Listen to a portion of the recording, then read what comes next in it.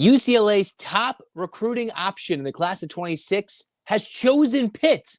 Mick Cronin has to pivot to either the G League or another local SoCal recruit.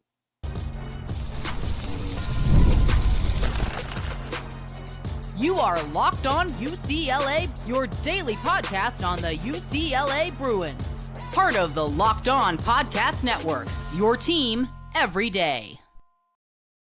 Welcome, everybody, to this edition of the Locked On UCLA podcast. I'm your host, Zach Anderson-Yoxsimer. Thanks for making this show your first listen each and every day.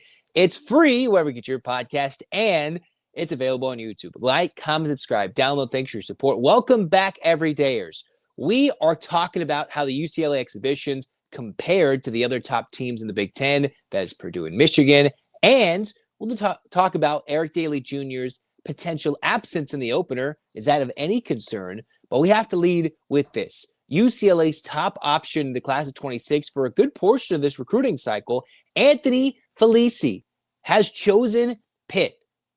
A couple of days old at this point, but kind of shocking in the midst of, wait, this is a guy UCLA's been in on from Utah prep for a while. BYU has been with UCLA, or BYU has been with Felesi. And then Felesi, who was supposed to have his fourth visit to UCLA about a week ago, had it canceled it. So that's been older news.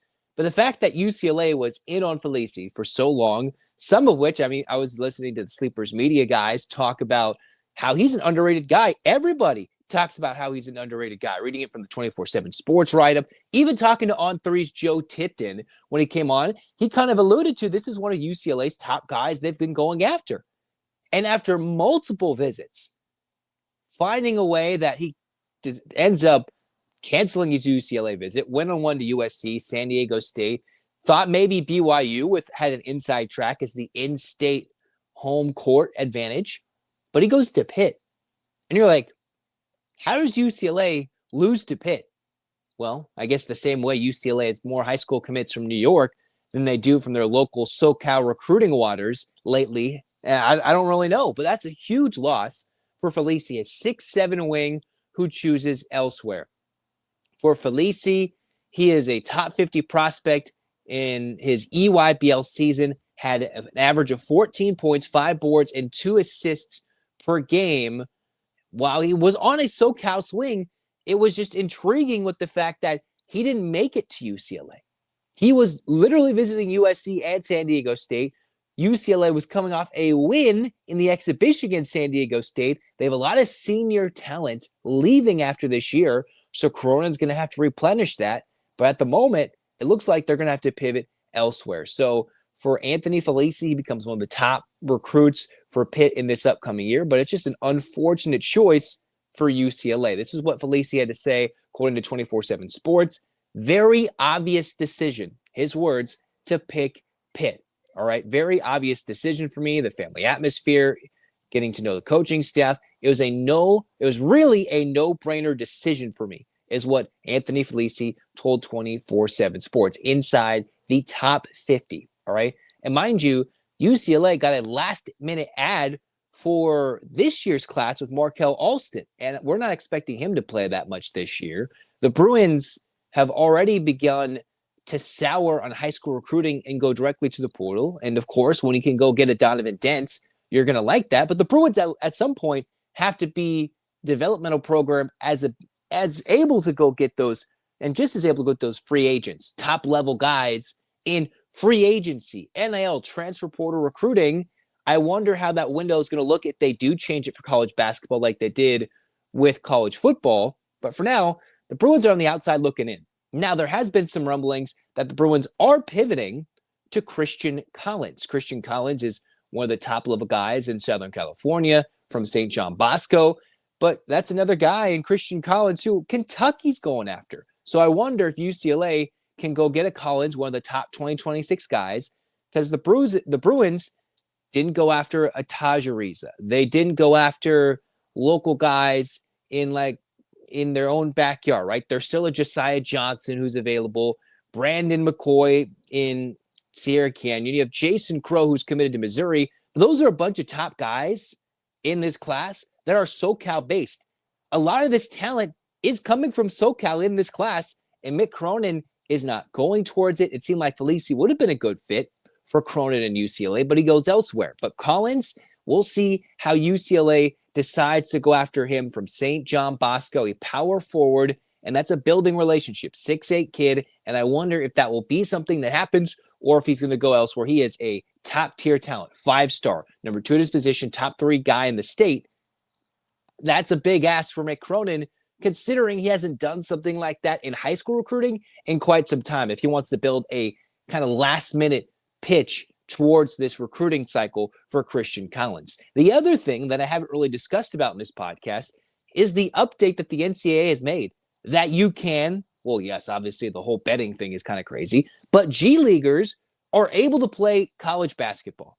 And now, having seen that, yes, Bruin Report Online reported that Ahmed was a guy who UCLA was interested in, but now even Ahmed is looking at other schools. And these are guys that are eligible for this season. He was a big man the Bruins are looking at, 6'11" to fortify the post.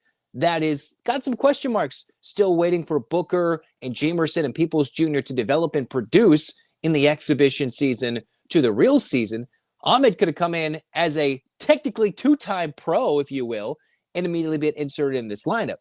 And now I wonder if Mick Cronin, who's got his connections, right? You have the Rico Hines runs a lot of times in the summer, where you get the college kids running, you get the NBA stars going out there playing the pickup games with the college kids. What's his connection to the G Leaguers? The Bruins already said, nah, we're not going to go as hard into international recruiting, although their biggest get, Aday ended up pivoting and going to Michigan. Can the Bruins take advantage of the G League situation, where you can go play some G League and find yourselves in college basketball now, whether it's a year or 2 of eligibility, older guys, physical guys that can put up some numbers. Even Bronny James has been putting up numbers in the G League, whether he was ready to go to the NBA out of USC, whether he was ready to go play minutes alongside or deserving to play minutes alongside LeBron James, his father, in the first season of his NBA/professional career. He was putting up some numbers. So you wonder, some of these guys go put up some G League numbers, but nobody's there to watch them. You watch them on the big stage in college basketball, packed arenas, a lot of energy, make some money, and you're like, wow. The problem I see with the G League for UCLA is, how do these guys who decided to forego college and go straight to the G League, how does the academic part of it make sense for UCLA? And I think that's going to be the one problem for Mick Cronin. If this is something that is going to be sustainable moving forward, guys test their waters in the G League. It's one thing for a guy to go pro in like baseball at 18 and then come back and try and play a different sport, sometimes college football or vice versa, right? You might see a guy be like, all right, Kyler Murray, get drafted, and then he's going to choose football. Or guys play multiple sports. Normally, it's not always basketball and baseball, but sometimes it might be. But in the same sport where you go pro internationally or pro in the G League, and now they're coming to play college basketball to get money here, big eyesight, play in the NCAA tournament, and then get a better path to either EuroLeague basketball or the NBA, that's a new way. And I just think the guys who school isn't their thing, academics aren't their thing, they're not going to help out the recruiting for Mick Cronin at UCLA. I think they might do their darndest, but I just think unless these guys can prove that after 2 years of not being in school, 2 or 3 years or a year removed, if their grades weren't the best, their SAT scores and the ACT scores, the testing scores weren't the best, how are they going to get them into UCLA? It's one thing where they can kind of prove it or earn it in transfers, because then you're like, all right, it makes sense. They have some grades and UCLA will be able to see that. From the G League perspective, how does that come in and work?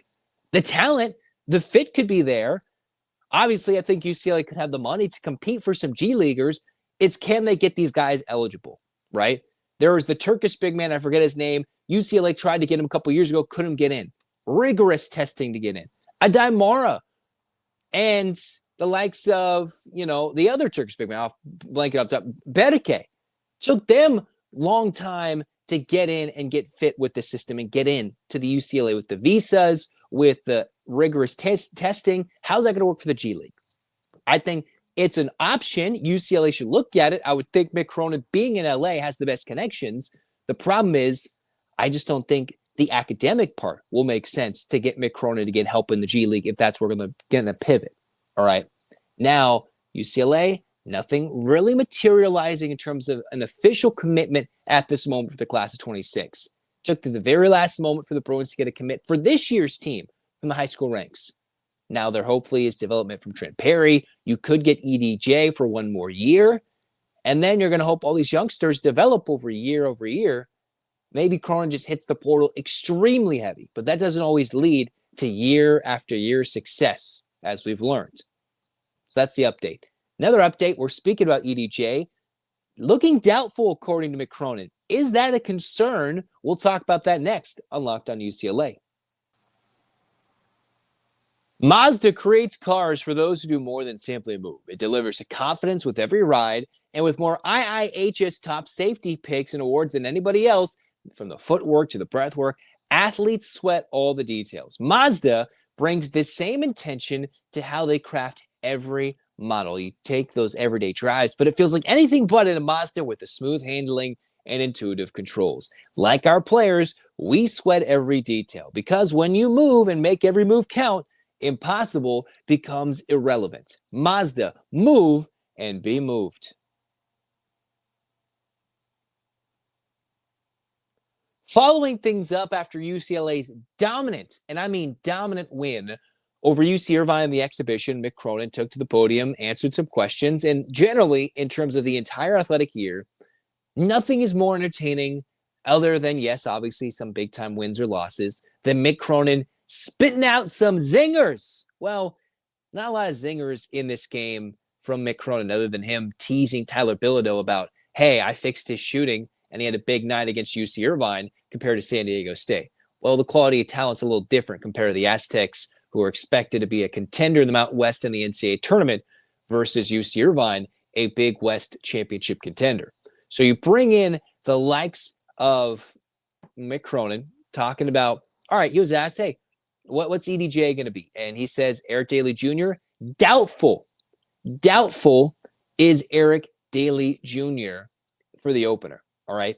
That's a guy who I believe just as of this morning was announced as a preseason Julius Erving Award watch list guy. So at his position, he's a guy you got to go watch out in the preseason. Underrated wing player for guys if you're looking at top tier talent across the country. But as UCLA fans, we know when Dailey Jr. is on fire, UCLA is impossible to beat. He puts in 10 to 15 a night. UCLA might have less than 5 losses. If he's consistently putting in 15 a night and he's dominating, moving to the 3, UCLA would win the Big Ten outright, and UCLA might have less than 5 losses this year and be on the way to the Final Four. That is how important Eric Dailey Jr. is. That I think when about 18 games last year, he was 16-2. The Bruins were very dominant when Eric Dailey Jr. just scored 10 points. Dominant games versus Oregon. Had the game winner against Michigan State, the Big Ten regular season champs last year. Had the game-winning bucket at Pauley Pavilion. So it showcases that sometimes in crunch time, you give the ball to EDJ or against top-tier talent, all teams that were just somewhat seated higher, he was good. And when Eric Dailey Jr. was hurt, got knocked in the face, was out, a little injured when he had the face injury and the mask, UCLA struggled. And now with him somewhat slimming up, hopefully a tenacious defender at the 3 that he can help. But the problem is he's already strained his knee a little bit. That's what the report is. Mick Cronin comes out and says, bone bruise with swelling. And you wonder, when he's trying to be more agile and go to a smaller position, he's not going to be as physical. So you need him to not have as much swelling and as much pain in his knee. Now, Mick Cronin didn't seem worried other than the fact that he might not have enough practice time to be ready to play game 1 in the opening part of college basketball. That's not the end of the world. UCLA should win that game 1 by 20 to 25 points. I don't know what the line is. I don't know what the line is or the spread is, but UCLA is expected to be big favorites until they go take on Arizona on November 14th in the Intuit Dome. All right. What UCLA needs is a player to step up. And I already talked about how Jamar Brown is the diamond. He is the unheralded jewel of the UCLA recruiting class. Yeah, you have a lot of love towards Donovan Dent, but Jamar Brown's going to get those starting minutes. But these are pivotal game minutes that Trent Perry might be playing. Brown has already proven, I think, in the couple of exhibition games that he is a valuable asset for UCLA, whether he's starting or off the bench, whatever role it looks like. But this is pivotal for Trent Perry to develop as a player. Absolutely. Absolutely pivotal. And I'm not sure if it's of concern unless this EDJ injury lingers. We've seen UCLA go out, look dominant early parts of the game against San Diego State, hold on to win the exhibition. Saw them just absolutely obliterate UC Irvine. At one point leading by 41 points before settling in for a comfortable 30-point win against a Big West favorite that many in March will pick them to upset the team in the first round that they'll be playing wherever they play, if they are that team that makes it. That's how good UC Irvine generally is once they figure things out. So what UCLA needs is development of Perry, which is obviously instrumental to UCLA's success. And as long as EDJ is developing and coming on fine, I think the big thing is I love EDJ to be ready to go when they play Arizona. At least have a game and a half, all right? Because UCLA on Friday, they'll play Pepperdine. If he's good to go for Pepperdine, has had a few weeks to recover, that'll be good. If not, another Monday game and then a Friday game with Arizona, all right? I want EDJ to play that Arizona game and have a full complement, be healthy, and be fully prepared, fully trained conditioning-wise to go against Arizona. Because I'd like to see UCLA at full strength against the Wildcats. That win against the U of A went a long way to UCLA getting in the tournament, somewhat solidifying their non-conference resume. And also that game against Arizona is huge for West Coast positioning in the tournament, playing that first round in San Diego, playing in the West Regional against in San Jose, getting a much easier travel path, potential bracket to get to the Final Four this year. That's what UCLA needs. And they need EDJ for the long run. And that's exactly what Mick Cronin was alluding to. All right, I want to practice hard, but he understands after going through it the first season, travel in the Big Ten is daunting. It is absolutely a gauntlet because the Bruins, while they get to host the likes of Purdue, they got to go to Michigan State, make the rough trips. USC is going to be better. I think Oregon will be just as good. Washington will be much better. So sweeping those West Coast games will be very tough this year. Unlike last year where they went 6-0 against the Oregons, the Washingtons, and the USCs of the world, that'll be a little tougher. So making sure a guy like Dailey Jr. is healthy. And the other thing is developing a guy like Brandon Williams. That's another name that is underrated that we haven't seen in a couple years other than a few exhibition minutes, who Mick Cronin alluded to being very improved. I can't wait to see what he looked like on the court. But Jamar Brown, I think, is solidified to holding that starting spot. The Bruins will be just fine with him starting. Trent Perry can maybe get some minutes off the bench. This is the game or two, depending on how long EDJ is out, where he can get some minutes in the backcourt, and depending on foul trouble, will be huge for UCLA in some big-time games down the stretch. And Brandon Williams, who is the physical body UCLA would go to in the post if they want to go small like they did against UC Irvine.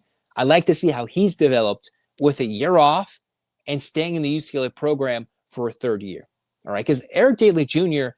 is that maniacal competitor, that relentless pursuit defensively to perfectionism that Mick Cronin likes. And it's been talked about, whether it be the LA Times, Mick Cronin saying, man, this dude's competitive. That's what they're missing in this lineup, this ruthless pursuit to winning, the commitment to defense, commitment to it all.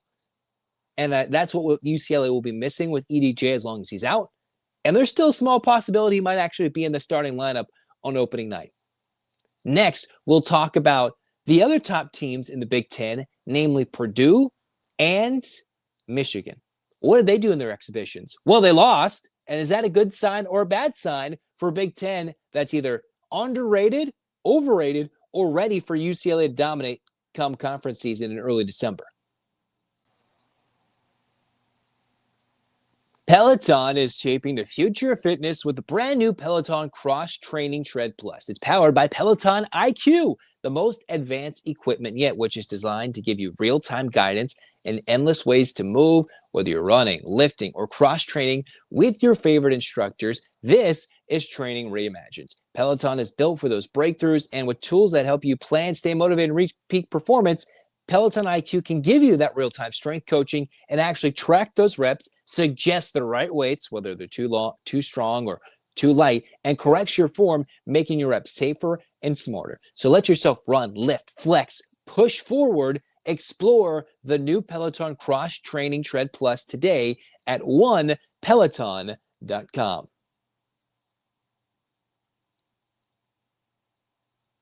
All right, cruising things on here in the final segment of Locked On UCLA. Let's compare and contrast how these teams have done, the top two teams in this Big Ten Conference, Purdue and Michigan. All right, and Michigan obviously is going to have an Aday update. Purdue, in their opening game in the exhibition season, went to Lexington, Kentucky. So Kentucky is going to be a top 10 contender. They get a high seed. Always the preseason Kentucky overrated bump. Well, maybe not so much this year. And while not every exhibition game is going to have almost 20,000 plus in Rupp Arena screaming at you, the number one team in the country went to Kentucky and lost by 13. Purdue went to Kentucky and lost by 13 points, 78-65. So the Wildcats were putting up some points where you look at Braden Smith didn't shoot that well. You had a Fletcher Lawyer who shot horribly, and Trey Kaufman-Renn put up some numbers, 19 points, 5 rebounds, 3 assists. Now, I believe Purdue has another game coming up against IU Indy, which is a mid-major. I think it used to be IUPUI, but IU Indy is what they're being called now. Should be a cupcake, I would think, in their final exhibition tune-up, but that's a huge loss. And I've talked about it a little bit, but Purdue losing that one early, all right? Braden Smith probably is going to shoot that bad. Kentucky could not miss from downtown. Again, remind you, they hit 9 threes and found a way to make every shot count late. So they hit 9 threes in the game, got to the free throw line, and Purdue was ice cold from downtown. Michigan, though, is a key team that UCLA and all of us UCLA fans are going to keep a close eye on. They had the top transfer, Yaxel Lendeborg, and they got Aday. So you're comparing who is the best transfer in the country. It's going to be between Donovan Dent and Lendeborg. And then the key piece UCLA lost in the portal was Aday, and with all the back and forth about the drama off the court, he finds his way to Michigan. So Michigan, in their opening game of the exhibition season, ironically keeping these ties continued to UCLA hoops and Mick Cronin, Michigan played Cincinnati at home in Ann Arbor. Now, this is a game that's almost 2 weeks old at this point, but it was 100-98 in regulation. Cincinnati won that 100-98. This is a Dusty May coached Michigan team that loves to score, get up tempo. The Bruins won that higher scoring game against Michigan. I'm not sure, or excuse me, they didn't win it. They lost it. It was back and forth, and then Michigan pulled away, despite UCLA having ample opportunity against the Michigan Bigs in foul trouble to score late. That didn't happen. So the Bruins lost that game at home earlier this year. And Valentine's Day, there will be no love lost between the Bruins, Mick Cronin, and Aday when the Bruins go out to Ann Arbor. Cincinnati putting up 100 points, 52 in the first half, leading at the break by 18 points. Then Michigan put up almost 65 points in half number 2. Was not good enough. What are the key things to look for Michigan? Well, they weren't red hot from 3. They're ice cold. In this exhibition game, you talk about physical and whistles, Michigan shot almost 50 free throws. 50.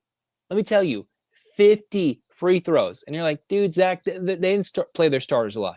Well, yes, Aday was still a bit banged up and not playing in this game, but the Michigan starters all played 26 minutes or more. 2 starters playing 31 minutes or more, and then 2 more starters were on the cusp of playing 30 minutes. All right, so it's like Dusty May gave his guys some run. He gave them some leeway, and they all shot a bunch of free throws. This is a Michigan team that's got Ellie Cadeau, one of the top point guards from North Carolina in the portal.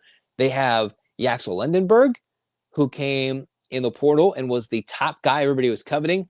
Lendeborg, 31 points, 12 rebounds in 29 minutes. All right, so that was a Michigan team without Aday that went in and put in a lot of points. They also had 20 turnovers. So what the Bruins are going to have to do when they face Michigan is, 1, stay out of foul trouble. That's been a source of concern in the exhibition season with what UCLA's tried out there. Jamerson's been in foul trouble. Mick Cronin had to go to a Brandon Williams, Tyler Bilodeau, Bigs lineup with Bilodeau and Brandon Williams earlier this exhibition season against UCI because they're in foul trouble. And here Michigan is in a game where they put up nearly 100 points and shot almost 50 free throws. That's something to look out for Michigan going down the line. Okay, but they lost that game. So you're still going to be able to score and shoot potentially for a high percentage, and you have to make your free throws. Cincinnati missed 13 free throws and scored 100 points. 13 free throws they missed. And they had 16 turnovers. Pretty crazy. Now let's take a look at Michigan in another exhibition, all right, against one of the Big East's top team. It was Michigan who found their way over to St. John's, all right? They took on St. John's in Madison Square Garden in an exhibition. Michigan just the other day in front of a crowd of 13,000, right? These are big, humongous crowds for big-time games that technically don't count for your record or your net or anything. Michigan went to St. John's, last year a 2 seed, Big East champ, won 96-94 in overtime. And you're like, Zach, okay, so you're telling me that these guys are really playing? Yes, Michigan played their big dogs. Yaxel Lendeborg in an overtime exhibition game played almost 37 minutes, 25-10. That is definitely in competition for best transfer portal get in the country. Number one guy available in the portal this most recent offseason. And Aday Mara, with all the talk about did he want to practice travel, who will know how true or not they are, all those rumors. Aday Mara played almost 25 minutes, 13-5 and 4 assists. Think about that. He had 2 block shots. He had 4 assists, so that led to a couple of buckets, and then 13 points with 4 rebounds. All right, or 5 rebounds. That's something that UCLA is missing. And because Lendeborg is so good at grabbing rebounds his own right, and so is Morez Johnson Jr. from Michigan, you're like, why isn't Aday getting 13 and 10? Because there's so many guys on that Michigan team that can crash the glass relentlessly. And 2 things to note. Michigan has put up 96 plus in 2 games in the exhibition season. You take away their overtime, they still put up 84 points in regulation, but they've also given up close to 84 points plus in those 2 games. So the Bruins, when they go to Michigan, raucous crowd, it'll be crazy. They'll have to put up a lot of points if they want to get that one game against Michigan for the head-to-head tiebreaker and for a lucrative win for the net. One that the NCAA Tournament Selection Committee is going to use to be like, wait a minute, that's a team that went to Ann Arbor and won? That's the type of win UCLA is going to try and get for Michigan, who I thought last year was severely underseeded in the NCAA tournament. Severely underseeded was Michigan in the NCAA tournament.